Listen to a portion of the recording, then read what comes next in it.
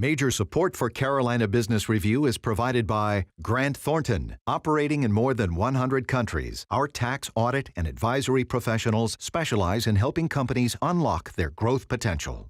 Novant Health, bringing you world-class technology, clinicians, and care when and where you need it.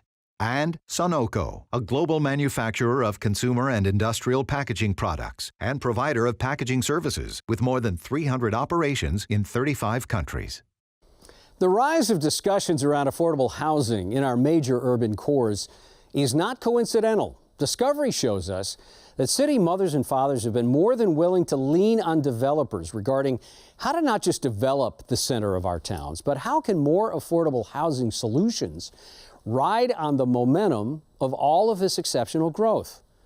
Welcome again to the longest running and the most widely watched source of Carolina business, policy, and public affairs. I am Chris William, and affordable housing is just one issue we will broach on this program, but there are many others going on, and we will look at those as well. And later on, joining us, the CEO of one of the largest residential real estate firms, certainly in the region and in this country, Pat Riley from Allen Tate Companies. Gratefully acknowledging support by Blue Cross Blue Shield of South Carolina. Please visit us at southcarolinablues.com. The Duke Endowment, a private foundation enriching communities in the Carolinas through higher education, healthcare, rural churches, and children's services. Barings, a leading global asset management firm dedicated to meeting the evolving investment and capital needs of its clients. Learn more at barings.com. On this edition of Carolina Business Review, J. Mark Farris from the Greenville Area Development Corporation, Ted D. Zoller, Ph.D. from the Center for Entrepreneurial Studies at UNC Chapel Hill, and special guest Pat Riley, President and CEO of Allen Tate Companies.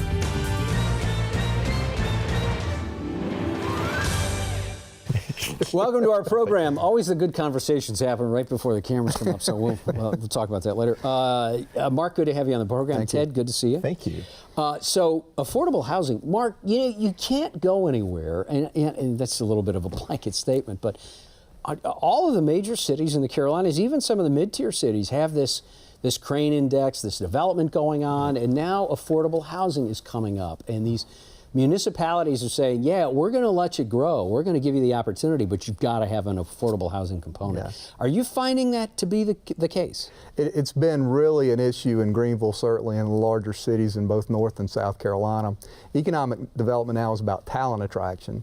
And if you're not able to have some affordable housing options, even for folks who are starting out in the business, it becomes an issue. And certainly if you think about the lack of stock in a lot of places, it becomes even more critical in terms of getting that stock increased. Is it enough chatter, enough attention being highlighted on affordable housing that we're actually going to go from the crisis stage to something that the Carolinas will be able to manage affordable housing? Potentially, but slowly. Yeah. I think some communities are doing it right. We visited a community recently that had integrated affordable housing in some of the traditional kinds of neighborhoods, especially in the urban areas. And we're really impressed with that. And I think that has some potential, but there's no magic bullet to it. Ted, I don't want to keep you outside of this conversation. I mean, how would you characterize the discussion about affordable housing? You know, you have to think about it as an economic system. You know, you have the urban core, the suburbs, and now the exurbs. And unfortunately, we're finding that the folks that are living downtown are gentrifying what happens there, and people who have to provide the services, who actually make the town work, have to live in the exurbs. So they're spending a lot of their time just commuting back into the center of the city. And that's a real challenge for a lot of people because they're taking their disposable income, what little they have, to actually pay for the transportation. So it's a real crisis now. Is it enough attention, again, the same question, is it enough attention that affordable housing will be able to meet the demand? Well, you know, we're working against an economic engine to a certain extent. Look, the cities are back. There's a renaissance going on. It's a very exciting renaissance. People are wanting to go back down to the center city. But unfortunately, that drives prices up. And housing is a key factor to that. So for people who are in the working class, folks that are working for a living in jobs that are about our service economy, it's very difficult for them to live in the center of the city. And suburbs are somewhat unattainable because they were gentrified in the last generation. So now they have to commute out and go into the rural buffers and into the areas where housing is affordable. As Ted describes it, Mark, I think of the other dialogue that kind of runs in the background around urban-rural divide. And we've beaten that term to death, but there is something to it. Is there something to it? As an economic developer, as a regional leader, do you see urban-rural divide as being something that is punitive to growth? Especially when we talk about transportation, the lack of transportation options for folks. You think about affordable housing, a lot of times that tends to be on the periphery of the urban areas now. And so if you get the folks that are trying to fill some of those jobs, if they don't have transportation reliable back into the downtown area or into the employment centers, that becomes an issue as well. So the urban-rural has always been an issue in both Carolinas. Every community, tries to latch onto the assets that are unique to them. But if you think about the transportation element of it, especially with affordable housing, it becomes even exacerbated. So, Ted, again, and we're probably not accessing your entrepreneurial genius here like we probably could, but I don't know how much genius I have, but given your point of view on urban-rural divide, let me stay with that with you. You're in Chapel Hill. You're part of a triangle region, so it's kind of like a super city to some degree. But why is it that urban and rural should even be kind of alike? Why are we even worried about that? Well, it occurs to me, Chris, that we're actually stuck in a paradigm of thinking just about high growth. So when we're driving entrepreneurship, we're actually building a high growth mindset. And we're looking for, the next tech-enabled thing or the next automated thing. But unfortunately, that leaves a group of people outside of the conversation. And when we're building an economy with a high growth paradigm, oftentimes we're not thinking about the things that are about everyday economics. Who's going to take care of the heating and cooling system? Who's going to actually repair the bus? Who's actually going to be involved in, I think, in many cases, really high value added jobs that we're tending not to train for. If you ask people in the trades now, they're having a lot of difficulty finding qualified people. I look at it as a form of entrepreneurship. I don't think entrepreneurship's all Silicon Valley. I think entrepreneurship's just as much about Main Street. And we have to keep our focus on balancing, building an economy around the high growth function as well as the everyday kind of economic supports that we need. How would you stratify, how would you prioritize the debate around transportation infrastructure in this region as the way you described entrepreneurship and growth and development? I think it's critical. Is it paramount? Is it one? Is it two? Is it? I would say it's probably number one, largely as a function of understanding the economics of the household. When a family needs to have a sustainable income, they have to have the ability to have a good wage job. They have to have the ability to educate their children, and they have to have the time to actually have balance in their lives. And if they're spending a lot of the time on the road, commuting by bus, by train, by car, it takes away from and imbalances that household balance that you have to have in your economic structure. How about with transportation in the Palmetto State? Do you feel like it's getting to where it needs to be? There's more attention, certainly, and it's still traditionally bus, but we think about transportation, the stops along the way.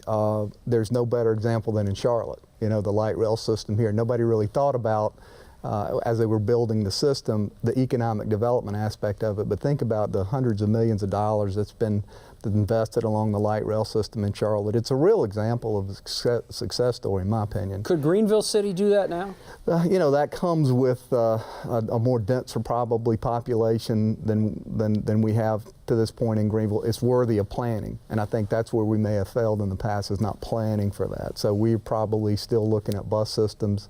But as we think about the urbanization that continues, how do we address that in, light rail as an option? Well, we're watching, this is a question for both of you, and, the Triangle Expressway and the Triangle Transit Authority, there's been a rub there trying to figure out, we had a developer, let me say it this way, Ted, we had a developer, Johnny Harris, Lincoln Harris Properties, said if the Triangle had figured out the light rail, they'd be way ahead of Charlotte because of so many other factors. But First question is, do you agree with that triangle connectivity is still lacking in great degree?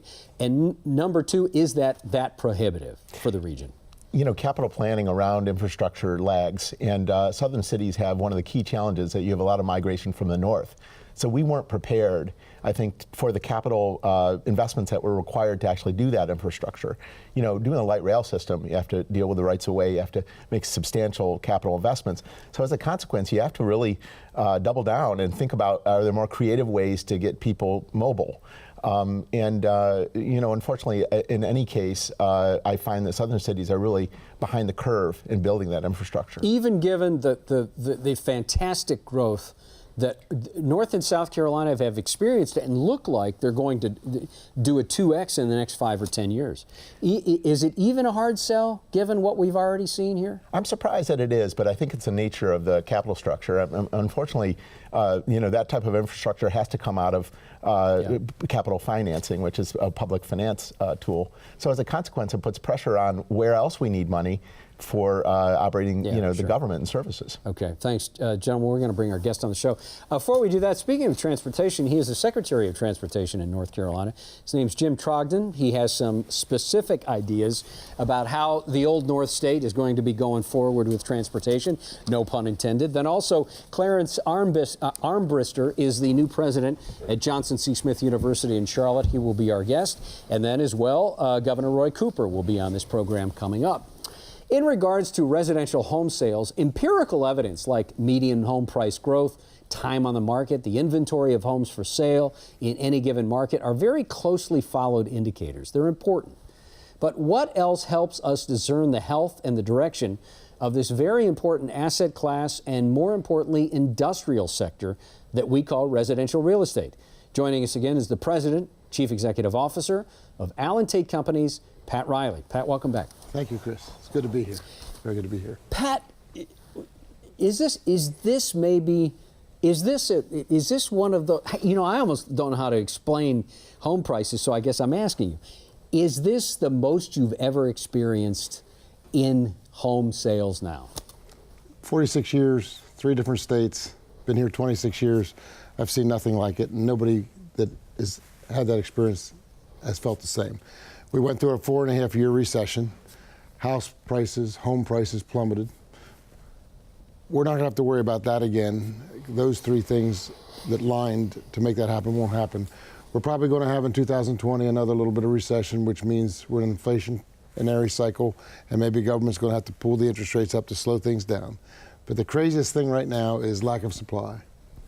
Nothing like it. Historically, a boomer would downsize at 61, 62. My parents, today, boomers' average downsize is 74. So the largest generation in history is squatted. And that sticker price that you talked about, when I should go to, I look at it and I have sticker price. My house is paid for, I'm just going to squat. So the largest generation in history has no hurry. They're living longer, they're healthier. Then the second largest generation in history is the millennials. And the millennials at 32, 33 are just having their babies. And they're not ready for their second or third house. Many of us had our second or third house by the time we were in the 30s. So the 2 largest generations in history are squatted. And now put on top of that, our builders are building half of what they used to do in 2006. But let me ask you, I mean, because you're saying 2 things here. They're building half, but the demand is twice as much. And that's why a new home premium right now for the same home is anywhere from 19 to 30%, and people are paying it because builders are building exactly what people want. Are there not more builders in the pipeline because of the demand? They have not come up with the demand. Land hasn't been developed timely enough due to the recession. There isn't money being lent to builders unless they're merchant builders. Only 20% of the builders in America anymore are mom and pop, and they're driven to the higher price points. And then the builders today love them. It's commerce. Bottom line is, even if I have land and I do have the demand, I'm going to ease it out instead of throwing it out because I can get a premium today because of where we are. Yeah. Mark? Pat, we've been told, when thinking about housing and affordable housing and the urbanization, we've been told that the cost of building a house is directly attributable to the lack of labor involved in building those homes. And so if you think about the lack of folks who have those skilled trades to build homes is largely a reflection in that price. Have you experienced that? Yes, if you talk to a bunch of builders today, they're going to say, first and foremost, to build a $200,000 house, I need a $33,000 lot. And the only place I could find a $33,000 lot with sewer and water is out in the burbs. Then you take the second factor, which is labor. Young people have not been orientated to it. We lost a lot of it with the recession and the immigration issues that we talk about. You put that all together, the price of land, the price of labor, and then put on top of that materials. There is some makeup going on for the years when we weren't building homes. Mm-hmm. Could you characterize the notion of bringing young people into the trades? We talk about it as the trades, but as a matter of fact, there's some pretty exciting opportunities out there for young people. Why aren't young people doing it? You and I talked about it back in the prep room, and we said that I went to school, and some of the kids in class left at the sophomore year at noon, and they left to do and pursue something that they wanted to do. And at 3 o'clock, we met on the football field. And today, there's not enough of that. I've served on enough education initiatives, and what they say behind closed doors is, it's not our right to tell a parent that their child isn't college bound or college material. That is bunk. The child knows it and the parent know it. And what we have to do now is we have to try to have folks understand that you can make $100,000 or more fixing a heating and air unit or wiring a new home. And there are folks that would love to do that if they were exposed to it at an early date rather than maybe have to take Chemistry 102 when that's the furthest thing from their mind. So is that some kind of taboo that we're afraid to tell them that they shouldn't be going to a 4-year school, or is that a job that This is Pat Riley personally talking, Yeah, sure. and that's with MEC Ed and Wake Ed and Best NC. Bottom line is we have, for right or wrong, built a whole generation that said college degree is everything. And quite honestly, my BS in business, as we shared, my BS in business is too broad. It's too broad. I didn't find out till senior year that I didn't want to labor arbitrate. I had wasted 2 years. I wish I would have had to specialize. So on the higher institution wise, we got to really specialize and really take that sophomore and get them finding out at sophomore year where they need to do. Because a BS in anything today is too broad. And then at the high school level, the Boy Scouts are doing it now with the Explorer program. We have to have kids experience something when they're sophomores in high school, whether it's criminology or whether it's cosmopology or it's electrician or drywall, where somebody can back and say, I can fix that Caterpillar tractor. And it just takes a computer and wrenches and grime and dirt. It's not part of it anymore. Hey, let me get back to the industry, the residential real estate industry. How long do you see it being this tight? It's starting to happen because of the greed of sellers. It's a wonderful, wonderful thing right now that homes historically appreciated about 3.5% since World War II. And since the recession, it's been 5, 6, 7, 8. The Tate Company from Raleigh down to Lake Hartwell and Kiwi right now, our average sale price in the first quarter last year to this year is up $19,300 average closing. So when we talk about affordable housing, forget this shortage. That's just icing on the cake, making it worse right now these last 3 years. Affordable housing, when we didn't have appreciation, is a whole issue in itself. Yeah. Now it's being exacerbated. Yeah. Has the character of housing in the Carolinas changed? You know, after the recession, we saw a significant number of new multifamily units being permitted all across, you know, especially the more urban areas. And we used to never see that, I think, but that seems to be a real change in the type of housing even. That's where the money was being lent. That was the only place you could get money. That's where developers went. We probably tipped over to where it's maybe a little too much right now, and we're going to see that in rental reduction. But the reality is we could use all the condos we could build right now along the light rails to keep the prices down, but that won't happen until the money for residential rental dries up. Because right now I can rent out a new complex at 60% and flip it. I'm free. If I sell a condo out, which we could do, there's still an umbilical cord tied back to construction, any flaws, long-term So I'd rather take this route. That it'll come back, but and the demand's there, but it's not yet. Do you think we've overbuilt rental? And we don't do anything in moderation. Yeah, that's right. That's what I'm sensing too. And my sense is condo financing has been a real limit. Are we innovating a new way to finance condominium-style housing? Like I say, and in many cases, the boomers don't need the financing. Right. So it's not the issue. We could sell as many.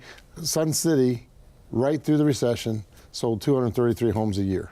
We have 5 or 6 now Sun City-like communities, 7 now, selling as fast as they can. So you have the immigration of people following their kids and grandkids, and you also have people here. The boomers need a place to go to.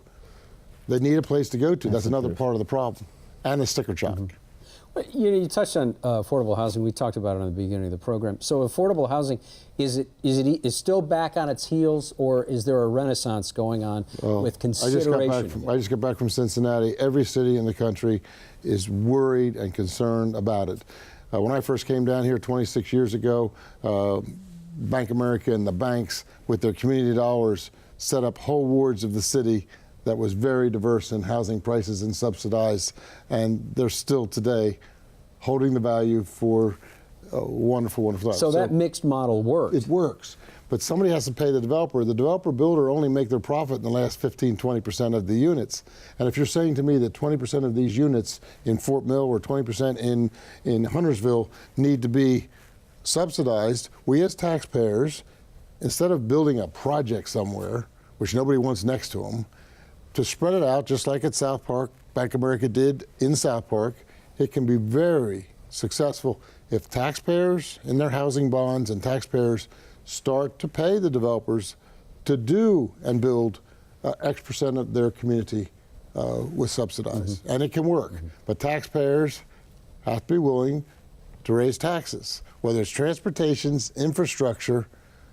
I have not had a realtor in 26 years with an incoming transferee say, these taxes are too high here. They're coming here because our taxes are very low. We're going to have to tap in. Annexation took us on a wonderful journey, but we're at the end of that road. We have annexed everything.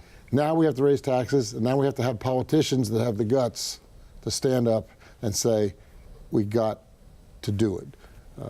Do you see an opportunity for community banks to actually help fill the goal in financing different types of housing opportunities? And it has to be public, private. Everything that we've done well, it's public, private, and business all together saying this is important. And I see the energy around that now. I see the energy around that. There's another committee right now that's working. This is about the 8th different committee on affordable housing. But I see more now the energy behind it, just like we did with the homeless. So I see the energy. The trouble we have right now is with this shortage, it's chasing it. If I'm renting, housing? Yes, if I'm renting right now, interest rates are going to be above 5 by the end of the year. Houses are appreciating 10, 11, 12% this year again. They should be 3, but it's because of lack of shortage. And then on top of that, the rents are at an all-time high. So you have 3 reasons to get out of a lease. But I got to find something. A boomer needs to downsize. I don't need that bedroom upstairs. I can't even climb the steps. But where do I go? Nobody's letting go of the inventory.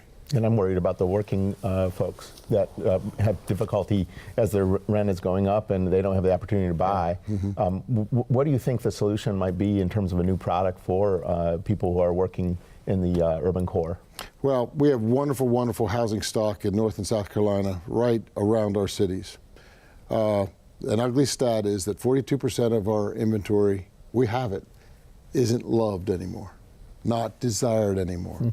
Because of whether it's HTV or whatever it is, nobody wants to do the work anymore. And I want to take off and leave where my parents started. I want to take off where they left.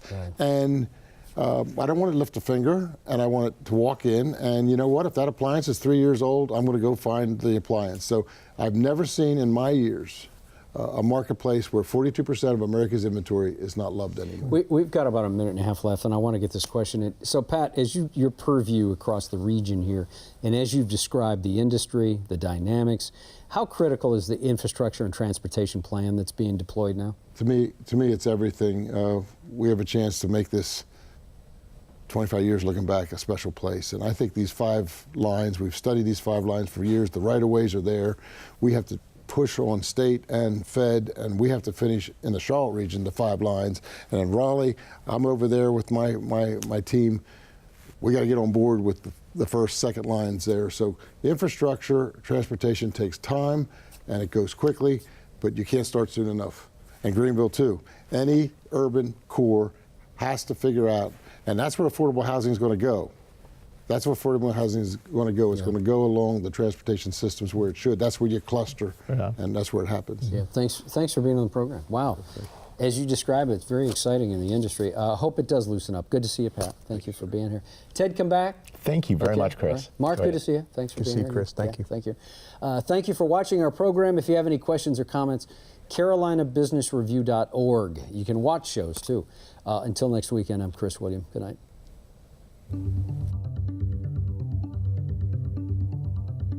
Major funding for Carolina Business Review was provided by the Duke Endowment, Bearings, Grant Thornton, Novant Health, Sunoco, Blue Cross Blue Shield of South Carolina, and by viewers like you. Thank you.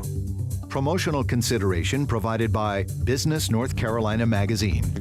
For more information, visit carolinabusinessreview.org.